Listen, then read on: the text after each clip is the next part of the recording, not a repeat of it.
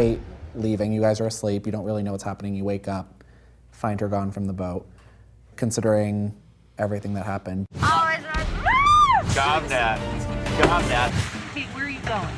Don't follow me. Don't follow me. She comes back in pretty casually.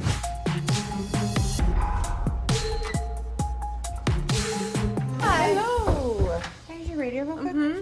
All crew, here I am, back at the boat. Yes. Ready to go. Oh, here we go. This woman looks like she does not want to be asked any questions. She's just not impressed with the world at the moment. Hello. Still in last night's outfit?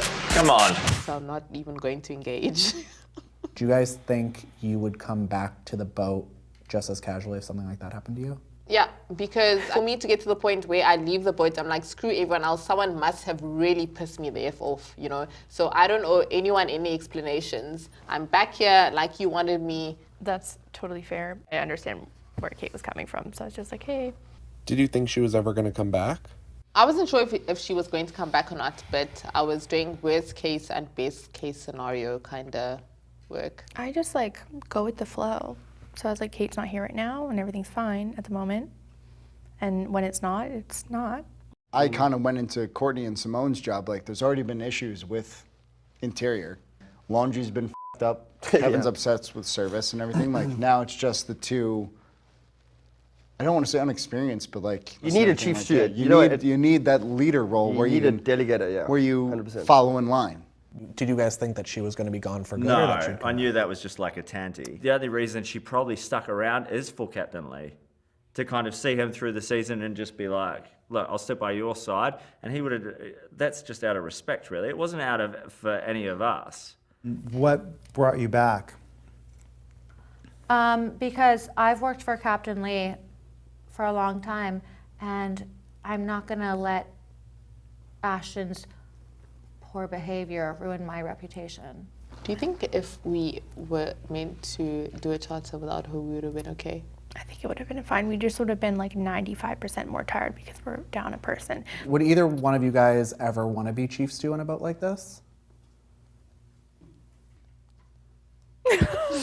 How long was that pause? I don't know. I don't really think that much about anything. I don't know, it's different. Like, I feel like if I ever got the opportunity or was forced to be a chief stew and stuff, you know, and I applied myself, I'd be okay. But it's not something that I'm working towards. No one's really aspiring to be like head of peasantry. You know, you're not like, yay.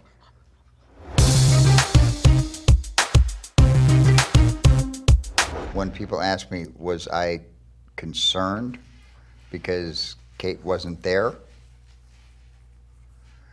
I was concerned because I did not know where she was. Did I think Kate was abandoning her post or her position? Not for a second. I thought about it. Briefly. I was. Probably briefly. Did I think she I was gonna? didn't. Did I think she was gonna jump ship and leave me hanging? No. Thought never crossed my mind. I really wanted to, but I couldn't. The only time that I knew that anything was amiss was my coffee wasn't there. Yeah, Riley had to bring you. And then the coffee that was brought to me, oh, Jesus Poor Christ. Riley was so scared. You could have stuck a fucking spoon in it. They were freaking out. And it would have stood straight up. This stuff was so strong. And I'm going like, where's Kate? And you're like, this is not my coffee. no, but not even that. Like, because not only is she delivering your coffee, not made how you like it. No cereal. No Cheerios to No be seen. Cheerios, no fruit. Mixed berries. But also, by the way, Kate's off the boat. I said, where's Kate? And she goes, Kate who?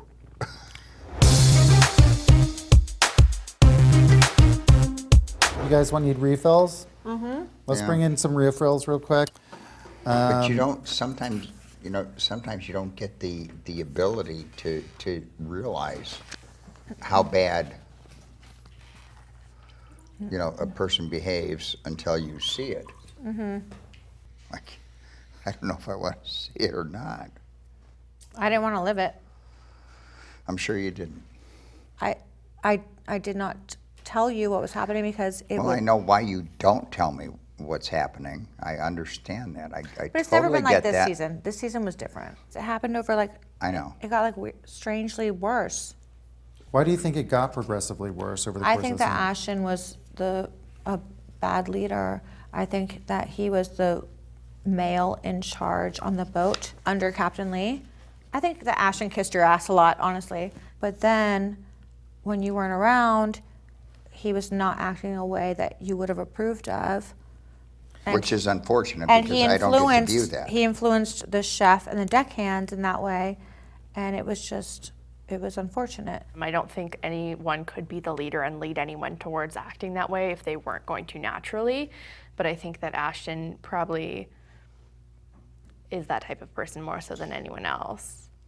There's a whole lot of misogyny in yachting, in life, in the real world. Like, I think it's a common thing, especially when you're working on a yacht, to have men treat women poorly, and they're sort of stuck in that situation. Like they either have, they depend on it for their paycheck or whatever reason. They don't really have the option to remove themselves from their presence. So it's a difficult situation when someone's treating you that way. Well, I don't want to speak for the rest of the boys, but Courtney, she's been very quick to tweet about Kevin in a negative light, very quick to tweet about me in a negative light, and handle things pretty negatively, I think, in our point of view.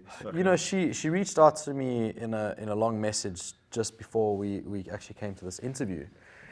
And her message basically said that her tweets were not aimed directly at us, but just kind of in support of what people were saying about the topic.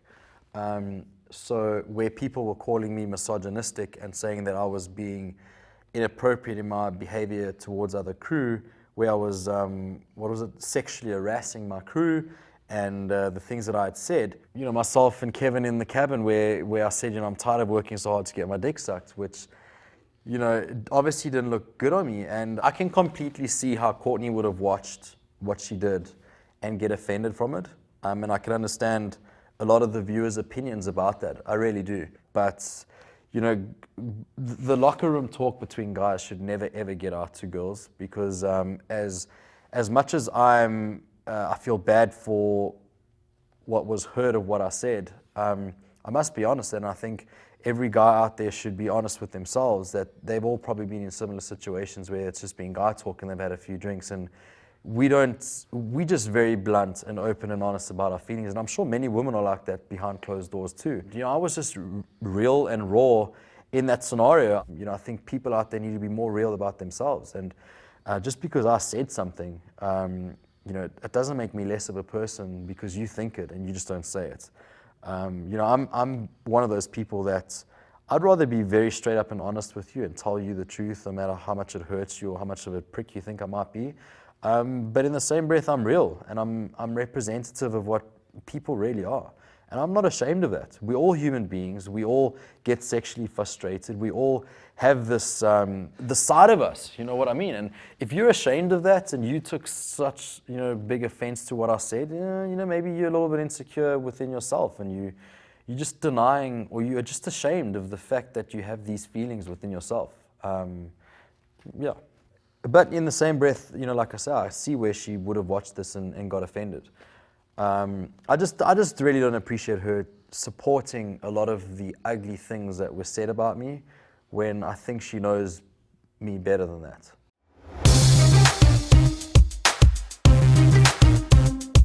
Ashton called me to apologize, and he was sorry. Look, to be honest with you, I've been trying to work out today what exactly it is that really made me that upset, and I don't know what it is. I don't think it's okay from my side, so I apologize for that. I saw the fear in his eyes. It was, I'm saying sorry because I know I messed up. What gives you the right to bring my family? Oi, calm down, bro, calm down. In the aftermath, had you talked to Ashton about any of this? Did he remember all of it? Did you? Ashton actually came to our room with Kevin, remember? We had a whole... That's right. We had a nice little broment. Yeah, with all the guys. Ashton was very remorseful because he knew that he acted in the wrong way. He was sorry, but he wasn't sorry for how he made me feel. It was not, how did I make you feel? how can I make it better? What he meant was, I'm sorry, this is gonna be on TV. He's very hard on himself. That's why he's good at, that's why he's a good bosun. That's what also he's a very, people don't see he's a very genuine person. He is. He thinks about his actions. He swallows his pride and like will say when he's done wrong. Yeah, I mean, that kind of situation is what it is. Like, you've already done what you've done.